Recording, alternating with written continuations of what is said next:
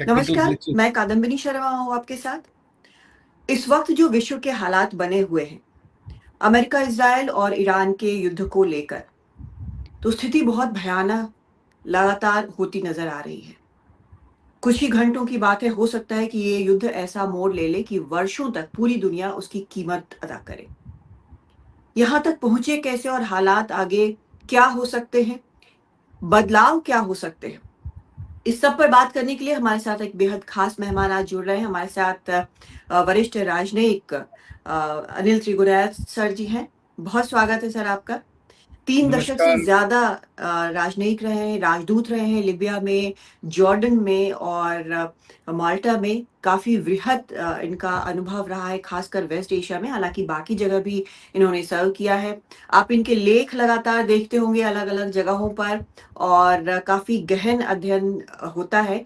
कई think tanks के साथ भी जुड़े हैं, लेकिन आज हमारे साथ जुड़े हैं इस पर खास बातचीत पर।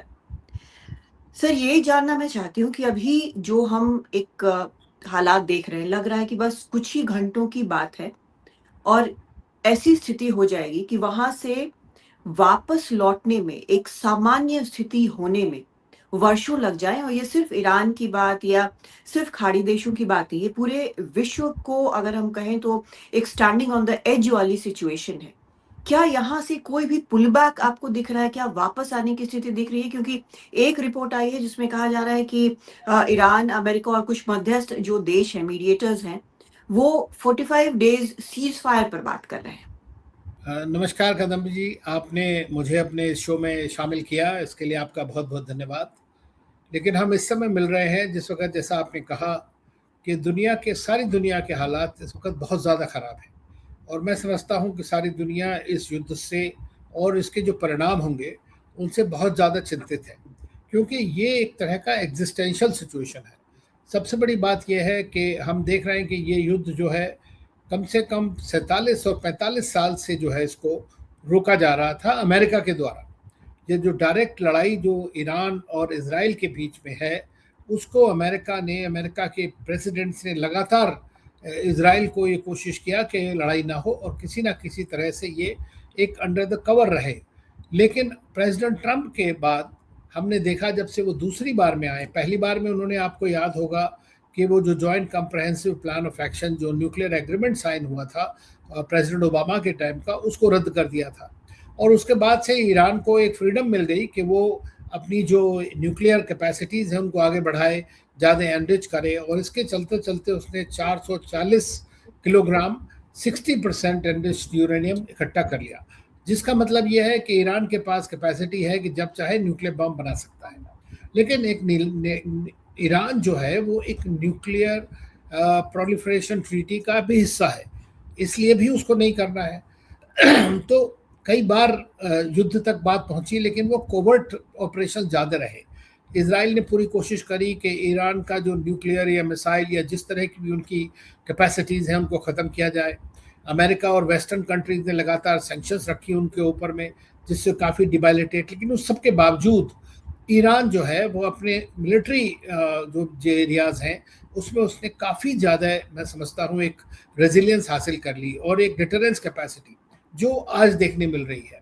ख़ास तौर से मिसाइल्स और ड्रोन में उन्होंने दुनिया में एक सबसे बड़ा एक आयाम हासिल कर लिया है। तो ऐसा नहीं है कि ईरान बिल्कुल एक सिटिंग डक की तरह है, अमेरिका आएगा और उनको मार के चला जाएगा। जो जून में, आपको याद होगा, जब जून में अमेरिका और इजराइल दोनों ने ही अटैक किया था, तो सबसे बड़ी बात उसकी जो है, मैं समझता हूँ, अटैक की ये थी कि 6 राउंड नेगोशिएशंस के हो रहे थे, काफ़ी एग्रीमेंट्स दोनों तक पहुँच गए थे। लेकिन चूंकि इजराइल ने ये नहीं चाहता है कि ये इस रजीम के चलते जो ये किसी तरह का भी एग्रीमेंट हो, वो ये समझता है कि अगर ये रजीम रह गई और कोई एग्रीमेंट हो गया तो उसके लिए जो खतरा है, वो मैड सिंड्रोम में जो दोनों फंसे हुए हैं, वो कभी ख़त्म नहीं होगा। और इसीलिए वो चाहता है कि किसी ना किसी तरह से जो पूरी ईरान की जितनी भी कैपेसिटीज़ हैं, जितनी भी उनकी लीडरशिप हैं, चाहे वो अयातुल्लाज हो या मिलिट्री लीडरशिप हो या आईआरजीसी की लीडरशिप हो, उसको ख़त्म कर दिया जाए। और इसीलिए उन्होंने वो डीकैपिटेशन स्ट्रैटेजी अपनाई। लेकिन जून में जो लड़ाई हुई 12 दिन की, वो ईरान के लिए भी एक बहुत बड़ा सबक थी, क्योंकि ईरान ने ये देख लिया कि अब अगर हम इनके साथ में लड़ाई बात भी करते रहेंगे तो कभी भी ये हम पर अटैक कर सकते हैं। और इसीलिए पिछले 8 महीनों में उन्होंने अपनी पूरी तैयारी कर ली और उन्होंने शुरू से ये कहा कि अगर हमारे ऊपर दोबारा से अटैक होता है तो जितने भी अमेरिका के बेसेस हैं या इजराइल के बेसेस हैं या इजराइल खुद है या जितने भी उनके अमेरिकन बेसेस या एसेट्स कहिए हैं, वो सब फेयर टारगेट होंगे। और ये प्रिसाइजली अमेरिका ने जो भी किया उसका एवज हमने देखा कि 24 घंटे के अंदर से ही ईरान लगातार उनके ऊपर अटैक कर रहा। देखिए, एयर डोमिनेंस है उनके पास, नेवल डोमिनेंस है, वो सबसे बड़ी पावरफुल आर्मीज हैं दोनों, इजराइल की भी और अमेरिका की भी, दोनों न्यूक्लियर देश भी हैं। और वो ईरान के ऊपर पिछले 36 दिन से लगातार हमले हो रहे हैं बहुत ज़्यादा, लेकिन ईरान अभी तक टिका हुआ है। और इतना डिकैपिटेशन उन्होंने सबका करने के बावजूद भी उन्होंने अपनी जो एक स्ट्रैटेजी बनाई थी जिसको मोज़ाइक डिफेंस स्ट्रैटेजी कहते हैं। तो मोज़ाइक का मतलब है छोटे छोटे जो जगह जगह उन्होंने अपने ऑटोनॉमस तरह के कंट्रोल सेंटर्स बना दिए, और लेकिन वो सब काम करते हैं एक सिंक में, आपस में कोई कम्युनिकेशन भी नहीं है उनके बीच में, ताकि आप उनको अटैक भी ना कर पाए। तो इस बार ईरान पूरी तरह स्ट्रैटेजी में है। उसका होना क्या है कि देखिए, गल्फ के कंट्रीज़ हैं जहाँ पर यूएसए के सबसे ज़्यादा बड़े बड़े बेसिस हैं, उन सब के ऊपर अटैक कर रहे हैं वो लगातार। और जो अमेरिका के असेट्स हैं, बड़ी कंपनीज हैं यहाँ पर हैं, बैंक्स हैं और जो बेसिस हैं, उन सब के ऊपर में ईरान ने काफ़ी हद तक हमला किया है। और अभी तो ये आ गया है कि काफ़ी उनके जो प्लेन आज तक कोई शूट नहीं कर पाया, उनको भी उन्होंने शूट कर दिया है। तो लड़ाई जो है अगर ख़त्म किसी भी तरह से नहीं होती है, और लगता नहीं है कि जल्दी ख़त्म होगी, क्योंकि जिस तरह से प्रेसिडेंट ट्रंप एक अपना बात बना रहे हैं, वो चीज़ होना बड़ा मुश्किल है। लेकिन ईरान ने अपनी कंडीशंस दे दी हैं। उसमें सबसे बड़ी कंडीशन ये है कि दोबारा लड़ाई नहीं होगी, इस तरह की गारंटी उनको चाहिए, रिपेरेशंस चाहिए उनको। तो आज सप्लाई चेन डिसरप्शन हो गई है पूरी। ऑयल और गैस के लिए ईरान ने जो स्ट्रेट ऑफ हॉर्मुज था उसको कंट्रोल करने की धमकी पहले दी थी, आज वो उसको पूरी तरह से वो कर रहा है। लेकिन वो country by country, state by state उनका क्या अमेरिका के साथ रिलेशंस हैं, इजराइल के साथ रिलेशंस हैं, उसके बेसिस में वो कंट्रीज़ के शिप्स को अलाउ कर रहे हैं। भारत उसमें से एक ऐसा देश है जिसने ऑलरेडी अपने 6 बड़े शिप्स को वापस मंगा लिया है। हमने जी। उनको काफ़ी सर, मदद भी इस पर हम वापस आएँगे, लेकिन ये जो हम देख रहे हैं फ़िलहाल, जो मीडिया में आ रही हैं खबरें, जो हम सोशल मीडिया में देख रहे हैं, जिस तरह से बातचीत चल रही है अमेरिका और ईरान के बीच में, ये आप तो दशकों से आप कूटनीति देख रहे हैं, जिस तरह की भाषा राष्ट्रपति ट्रंप ने इस्तेमाल की है ईरान के लिए, तो ऐसे में आपको लगता है कि कोई बातचीत भी संभव है? भले ही ये रिपोर्ट्स आ रही हैं कि बातचीत हो रही है, लेकिन ऐसे में क्या बातचीत संभव भी है? देखिए, इस बारे में मेरा कहना ये है कि देखिए, प्रेसिडेंट ट्रंप जो है ना, वो बड़े अनयूजुअल आदमी है। और जी। उनके डिप्लोमेसी की जो स्टाइल है वो भी बिल्कुल थ्रेटनिंग होती है हमेशा। उन्होंने हुँ, दुनिया हुँ। का कोई लीडर ऐसा नहीं छोड़ा जिसके बारे में कुछ ऐसी बदतमीजी या बी रेटिंग की बात ना करी हो। अनफॉर्चुनेटली वो एक ऐसे देश के लीडर हैं जो आज की डेट में सबसे ज़्यादा मिलिटरली पावरफुल है, लार्जेस्ट इकोनॉमी है, और वहाँ पर जो प्रेसिडेंट का इंस्टीट्यूशन है उसके साथ में उनकी जो इंस्टीट्यूशनल मैकेनिज्म्स हैं वो खड़ी रहती हैं जनरली। अब आगे जी। उनको इम्पीच करते हैं नहीं करते हैं, ये भी बात बढ़ रही है आगे। क्या वो कांग्रेस में जो इलेक्शन होंगे उसमें वो रिपब्लिकन पार्टी आ पाएगी या नहीं आ पाएगी। लेकिन आज की डेट में हिस्टोरिकली प्रेसिडेंट ट्रंप जो है सबसे पावरफुल अमेरिका के लीडर हुए। क्यों? सेनेट उनके साथ में है, उनकी मेजोरिटी है, कांग्रेस में उनकी मेजोरिटी है, वो खुद सबसे ज़्यादा वोटों से जीते हैं। तीसरा, सुप्रीम कोर्ट, उसमें भी उनके अपने बनाए हुए जजेस हैं। आपको मालूम है कि अमेरिका के सुप्रीम कोर्ट में जब लोग अपॉइंट होते हैं तो वो लाइफ लॉन्ग अपॉइंट होते हैं, उनको हटाया नहीं बिल्कुल। जा सकता है। तो ये एक बड़ी समस्या है, और इसी के चलते उनको लगा कि मैं जो चाहूँ वो कर दूँ। दूसरा, एक उनकी सबसे बड़ी समस्या मैं समझता हूँ वो ये है कि पहली बार जब वो आए थे तो उन्होंने बड़े नामी गिरामी लोगों को अपने मिनिस्टर्स और एडवाइजर्स बनाया था, सेक्रेटरीज बनाया था। लेकिन उनको कहते थे कि एक ये जो है डीप स्टेट है, और वो लोग उनको समझाते थे ये ठीक नहीं है, ऐसा नहीं करना चाहिए, वो नहीं करना चाहिए, लेकिन वो उनको फायर कर देते थे, हटा देते थे। इस बार अनफॉर्चुनेटली उनके पास में जितने भी लोग हैं वो ज़्यादातर यस मैन उन्होंने रखे हुए हैं। और ये एक बहुत बड़ी समस्या है किसी भी लीडर के लिए जो पावरफुल होता है, या जिसके पास इंफॉर्मेशन फ्लो कम होता है, या वो एनालिसिस करने की क्षमता इतनी नहीं होती है। तो आप समझ लीजिए, अगर आपके एडवाइज़र भी वैसे मिल जाएँ तो ये सबसे बड़ी समस्या प्रेसिडेंट ट्रंप की है। और आपने सही कहा, बिल्कुल और ये ऐसे में जी। किस तरह से आप कोई नेगोशिएट कर सकते हैं? बिल्कुल और जैसे आप कह रहे हैं सर कि अ, आस-पास जो लोग हैं वो येस मैन हैं और अभी जिस तरह से फायरिंग्स हुई हैं, उन्होंने जो जनरल्स को हटा दिए हैं, उनके जो रक्षा मंत्री हैं, उन्होंने कई जनरल्स को सैक कर दिया है। तो ये अपने आप में एक इंडिकेशन है कि सब कुछ ठीक नहीं चल रहा। लेकिन एक चीज़ जो कही जाती है वो ये कि सबसे ज़्यादा अगर राष्ट्रपति ट्रंप किसी चीज़ को देखते हैं, तो वो पैसों को देखते हैं, मार्केट को देखते हैं और ये जो है क्या ये एक फैक्टर हो सकता है जहाँ पर ये जो पूरी दुनिया बिल्कुल एज पर खड़ी है, वहाँ से वापस खींच लाए राष्ट्रपति ट्रंप को? देखिए, एक तो बात बिल्कुल सही ये है कि अमेरिका के ऊपर इस युद्ध का काफ़ी बड़ा असर हुआ है। 30-40 बिलियन डॉलर उनके ऑलरेडी खर्च हो चुके हैं। सारी आर्मी देयर है। जहाँ पर लोग हैं, उनको अगर गैस का मैंने देखा कि $4 पर गैलन वहाँ पे दाम बढ़ गए हैं, जिसका मतलब है कि लगभग $1 पर पर्सन। ऑलरेडी इकोनॉमी की हालत ख़राब है वहाँ पर। तो लोग बड़े काफ़ी खिलाफत में हैं। आई मीन डोमेस्टिकली वहाँ प्रोटेस्ट हो रहे हैं, डेमोन्स्ट्रेशंस हो रहे हैं वॉर के अगेंस्ट। उनके सारे जितने नेटो के मित्र हैं, सबने मना कर दिया है। अभी बिल्कुल। तक आपने सुना नहीं होगा कि यूरोपियन कंट्रीज़ ने इवन ओवरफ्लाइट अगर ईरान पर अटैक करने जा रहे हैं, वो अलाउ नहीं किया है, बहुत सारे कंट्रीज़। और सबसे बड़ी बात, यूके एक ऐसा देश था जो कभी कुछ होता रहा हो, लेकिन यूके ने हमेशा अमेरिका का पूरी तरह साथ दिया। लेकिन आज वो भी नहीं कर रहे हैं। कारण क्या है? कारण ये है कि प्रेसिडेंट ट्रंप ने सबके अंदर एक शक बैठा दिया है। और जो हुँ, उनका ऑब्जेक्टिव्स हैं, आपने देखा होगा इस वॉर के अंदर भी हर रोज़ नए ऑब्जेक्टिव्स का बात किया।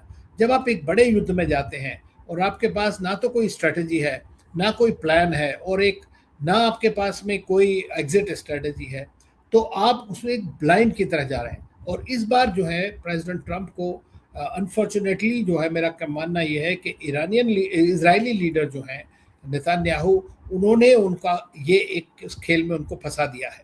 और प्रेसिडेंट ट्रंप चाहते हैं कि जल्दी से जल्दी कोई ना ऑफ रैंप मिले, लेकिन जिस तरह की उनकी नार्सिसिस्टिक पर्सनैलिटी है या डिसऑर्डर कहिए, उसकी वजह से वो एक डिफीट को नहीं बर्दाश्त कर सकता।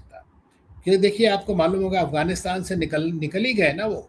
तो मेरे जी को बिल्कुल। लगता है कि किसी भी दिन, क्योंकि आज वे अनसस्टेनेबल सिचुएशन में है और हुँ, बड़ी पावर्स जो हैं, चाहे वो अमेरिका हो, चाहे सोवियत यूनियन था या चाइना है, इन्होंने कभी कोई एक भी वॉर जीता नहीं है आज तक। डिस्ट्रक्शन ज़रूर किया है। और चाहे वो वियतनाम रहा हो, चाहे अफ़गानिस्तान हो, चाहे इराक हो, चाहे लिबिया हो, आप देखिएगा कि इनका सिर्फ़ यही काम है, डिस्ट्रॉय कर सकते हैं, लेकिन ये वो जो चीज़ें विक्ट्री जो होती है, जिसको रियल विन होती है, वो नहीं हो पाती है इनसे। जी। Sir that brings me to the next question कि जिस तरह से गल्फ कंट्रीज़ पर, जो खाड़ी देशों पर इन्होंने हमले किए हैं, जो रिपोर्ट्स चली हैं कि सऊदी पीठ पीछे जो है वो अमेरिका को उकसा रहा है कि ईरान को ख़त्म करना है। या फिर जिस तरह से बाकी जो बयान आए हैं कि जो ब्रदरली नेशंस हम मानते हैं, ईरान को भी हम ब्रदरली नेशन मानते हैं, हमारे ऊपर इस तरह से हमले ना करें। ईरान का कहना कि आपने होस्ट किया है अमेरिका के बेसिस को, तो उसकी तो कहीं न कहीं कीमत चुकानी पड़ेगी। कुल मिलाकर ये पूरा डायनामिक्स जो है इस पूरे क्षेत्र में, इसको बदल रहा है। युद्ध कल को खत्म भी हो जाता है, तो क्या हम ये समझें कि आज जो स्थिति है वो रहेगी कि अमेरिका प्रोटेक्टर बना हुआ है, उनको बेसेस मिल रहे हैं या ईरान के लोग जो बड़ी संख्या में जाते हैं बाकी खाड़ी देशों में काम करने या फिर जिस तरह से जो भी थोड़ा बहुत सपोर्ट मिलता है ईरान को वो मिलता रहेगा या ये बिल्कुल बदल जाएगा? नहीं, ये बिल्कुल सही आपने कहा है कि सिचुएशन जो है बदलेगी इसके बाद में। सबसे पहली बात ये है कि ईरान, जब ये 1979 में इस्लामिक रिवॉल्यूशन वहाँ पर हुआ, अयतुल्ला ख़ुमैनी आए और उन्होंने अपने ब्रांड का जो इस्लाम है उसको प्रोजेक्ट करने की कोशिश करी। तो आप ये देखिए कि सऊदी अरेबिया जो सबसे बड़ी पावर है इस देश रीजन की, वहाँ पर सुन्नी इस्लाम है, यहाँ पर शिया इस्लाम था। तो इन दोनों के बीच में एक ये जियो रिलीजियस कॉन्टेस्टेशन भी शुरू हो गया, जियो पॉलिटिकल कॉन्टेस्ट। दोनों बड़ी ऑयल पावर्स हैं, दोनों के बीच में सेकंड और थर्ड नंबर पे। तो आप इससे अंदाज़ा लगाइए कि इनका जो है अब तक 2023 तक इसी तरह की परेशानी चलती रही दोनों के बीच में। तो अमेरिका ने उसका बड़ा लाभ उठाया। सऊदी अरेबिया ने भी hundreds of billions of dollars के जो है सबसे बड़ा इंपोर्टर है अमेरिकन आर्म्स एम्यूनिशन का। लेकिन उस सबका उनको क्या फ़ायदा हुआ? उनको बेसिस का क्या फ़ायदा हुआ? उन कंट्रीज़ के सारे फायरिंग लाइन में आ गए ईरान के। तो वो चाहते ज़रूर हैं कि ईरान को ज़रा सैनिटाइज़ किया जाए, इसको डिसिप्लिन किया जाए, उसको रिड्यूस किया जाए। लेकिन वो ये भी जानते हैं कि अगर ऑल आउट वॉर हो गया तो ईरान जो भी उनका जो इंफ्रास्ट्रक्चर है या जिस तरह की उनकी जो प्रॉस्पेरिटी है उसके ऊपर काफ़ी बड़ा डेंट कर सकता है। तो इसीलिए जो है 2023 में इराक, ओमान और चीन के चलते सऊदी अरेबिया और ईरान के बीच में काफ़ी बड़ा एक rapprochement हो गया। आपस में बातचीत शुरू हो गई, एक्सचेंजेस हो गए, एम्बेसडर्स के, मिनिस्टर्स मिलना शुरू कर दिया। गाज़ा वार के दौरान दोनों कंट्रीज ने काफ़ी कोलैबोरेशन भी किया है। लेकिन चूंकि जब ईरान की अगर आप स्ट्रेटेजी देखें तो उनका कहना है कि जो ये बेसेस हैं इन कंट्रीज में, और 19 बेसेस हैं लगभग, अगर इनको इंटैक्ट छोड़ देते हैं तो ईरान के ऊपर इन बेसिस के थ्रू लड़ाई होगी और अटैक होंगे, तो उसको इसका सबसे बड़ा खामियाना भोगना पड़ सकता है। और उन्होंने अभी जैसे कतार के साथ से अभी टाई अप कर लिया, कतार ने बोल दिया है अमेरिकन को कि आप ये बेसिस खाली कर दीजिए यहाँ से। ओमान ऑलरेडी न्यूट्रल स्टेट है। कुवैत से उन्होंने एक कोई इन्फॉर्मेशन दी है यूनाइटेड नेशंस को कि जो ये अटैक्स उनके ऊपर हुए हैं वो कुवैत के बेस से हो रहे हैं।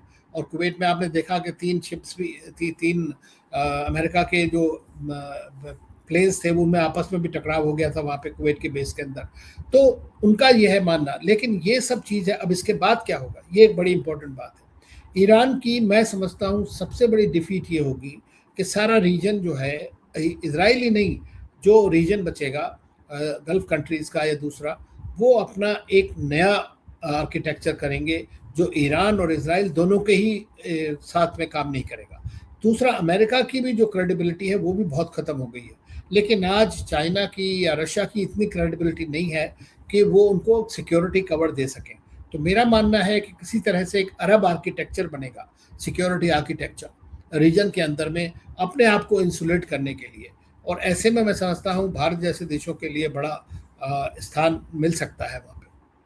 जी, आपने भारत की बात की है और भारत के तो माने जाते हैं कि बड़े सिविलाइजेशनल रिश्ते रहे हैं ईरान के साथ।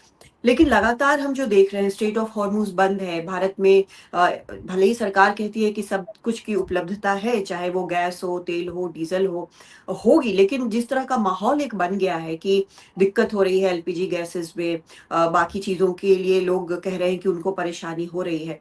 तो जो एक उम्मीद थी कि अच्छे रिश्तों के कारण बिल्कुल फ्री पास मिल सकता है भारत को, वो नहीं हुआ है। अभी भी अगर जो जहाज़ वहाँ से आ रहे हैं, तो जो विदेश मंत्रालय बता रहा है केस बाय केस बेसिस पर वहाँ से आ रहे हैं। तो भारत के साथ भी ये जो रिश्ते हैं, क्या वो कहीं न कहीं डैमेज हुए हैं? क्योंकि शुरुआत में ये लगा कि ज़्यादा झुकाव जो है वो इज़राइल या फिर अमेरिका की तरफ है, लेकिन जैसे-जैसे युद्ध बढ़ा, वैसे-वैसे एक कोर्स करेक्शन हुआ। लेकिन डैमेज लगता है जहाँ तक भारत-ईरान के संबंधों का है, वो हो चुका है। आपको लगता है ऐसा? देखिए, 2 चीज़ें हैं। उसमें भारत की जो पॉलिसी है वो हमेशा से, और ख़ास तौर से जब से 2014 से मैं कहूँगा ये सरकार आई है, ये रही है कि हमें डायलॉग, डिप्लोमेसी और डिहाइफनेशन जो सबसे इम्पोर्टेंट चीज़ है, कि हमारे जी। रिश्ते अगर इज़राइल के साथ हैं तो उसका इम्पैक्ट सऊदी अरेबिया के रिश्तों के पर या ईरान के साथ जो रिश्ते हैं उन पे नहीं पड़ेगा। हमारे रिश्ते अगर यूएस के साथ हैं तो वो रशिया के साथ भी हैं। तो ये जो हमने स्ट्रैटेजिक पार्टनरशिप डेवलप करी हैं वो बायलैटरल कॉन्टेक्स्ट में करी हैं। लेकिन कहीं न कहीं उनका आपस में जो लड़ाइयाँ होती हैं इनके बीच में, इन कंट्रीज़ के, या जो इनकी लॉन्ग सीटेड डीप सीटेड जो इनकी राइवलरी है, उसमें कहीं न कहीं ये परसेप्शन मैनेजमेंट करना बड़ा ज़रूरी होता है। जैसा आपने कहा कि कोर्स करेक्शन, तो मैं कहूँगा इमीडिएटली 2 दिन पहले ही प्रधानमंत्री जब वहाँ गए थे इज़राइल में, तो उसको लोगों ने ऐसा इंटरप्रेट किया कि इंडिया ने एंडोर्स किया है या क्या किया है, या उनको पता था। तो ये चीज़ बिल्कुल गलत है। और अगर ये ना होता बिल्कुल। तो आप देखिए ईरान जो आज आपको सप्लाई कर रहा है, अलाउ कर रहा है और ओपनली बोलते हैं कि आप हमारे फ्रेंड हैं, और इसमें कोई शक की बात नहीं है कि ईरान हमारे लिए बहुत इम्पोर्टेंट देश है। मुझसे बहुत जी। बार मेरे अरब मित्र पूछते थे कि भई आप ईरान के साथ क्यों दोस्ती कर रहे हैं? ईरान में कुछ नहीं। हमने कहा ये तो सिविलाइज़ेशन है, हमारे लिए कनेक्टिविटी के लिए इम्पोर्टेंट है। और जब से अमेरिका की सैंक्शंस खत्म हुई हैं, तो तब से आप सोचिए लगी हैं, तब से हम 12% जो हम ऑयल वहाँ से ईरान से लेते थे, वो बिल्कुल बंद हो गया। आज की डेट में इंडिया जो है ईरानियन ऑयल को बाय किया है पहली बार, काफ़ी बड़ा। ये हमारे शिप से नहीं आए हैं, और भी ज़्यादा जो ईरानियन ऑयल है वो भी हमें मिल गया है उसमें। तो मैं समझता हूँ कि सरकार तो अपनी तरफ से जो कर रही है, कर ही रही है। लेकिन ये है कि हमें अपने रिलेशंस जो हैं बैलेंस रखना पड़ेगी, जो हमने आज तक करी है, जिसको चाहे हम स्ट्रेटेजिक ऑटोनॉमी कहें, मल्टी अलाइनमेंट कहें, डिहाइफनेशन कहें, और वही पॉलिसी आपको एक रास्ता दिखाएगी। क्योंकि इंडिया के लिए मैं बताऊँ आपको कि आज की डेट में प्रधानमंत्री मोदी या जयशंकर ही ऐसे लीडर्स हैं। कल भी रात को जो है आपको पता होगा कि ईरानियन फॉरेन मिनिस्टर ने फ़ोन किया भारतीय विदेश जी, मंत्री को, तो वो आप सबसे बात कर सकते हैं। और इन सिचुएशंस के अंदर वो लीडर जो रिस्पेक्टेड हो, प्लस हम ब्रिक्स के चेयर भी हैं इस साल, तो जी, ब्रिक्स के बिल्कुल। अपने ईरान भी है, सऊदी अरेबिया भी है, यूएई भी है, तो वो आपस में लड़ाई लड़ रहे हैं। तो किस तरह से इसको कम किया जाए, लड़ाई का जो इम्पैक्ट है उसको कम किया जाए। और इसमें कोई शक नहीं है कि भारत के तो एक ही चैलेंज नहीं है ऑयल ही, एनर्जी सिक्योरिटी तो सिंपल चैलेंज है, एक चैलेंज है। उसके लिए आपने 40 कंट्रीज हैं, रशिया से ले रहे हैं, इधर से उधर से, वेनेजुएला हो गया, अर्जेंटीना, कहाँ कहाँ से आ रहा है। बट हमारा सबसे बड़ा जो समस्या है, एक तो सी लेंस ऑफ कम्युनिकेशंस की है। 85-90% हमारा ट्रेड एक्सपोर्ट्स वहाँ से होता है। हमारे 10 मिलियन लोग हैं जो $70 बिलियन यहाँ पे देते हैं, उनको इवैक्यूएट करना। अब आप देखिए, ईरान के साथ अगर आपके रिश्ते ठीक ना होते तो आपके हज़ारों लोग जो वहाँ से वापस निकले हैं ईरान से, वो नहीं आ पाते। तो ये बिल्कुल। एक हमारी जो नीति है, मैं समझता हूँ काफ़ी हद तक सक्सेसफुल रही है इस बारे में।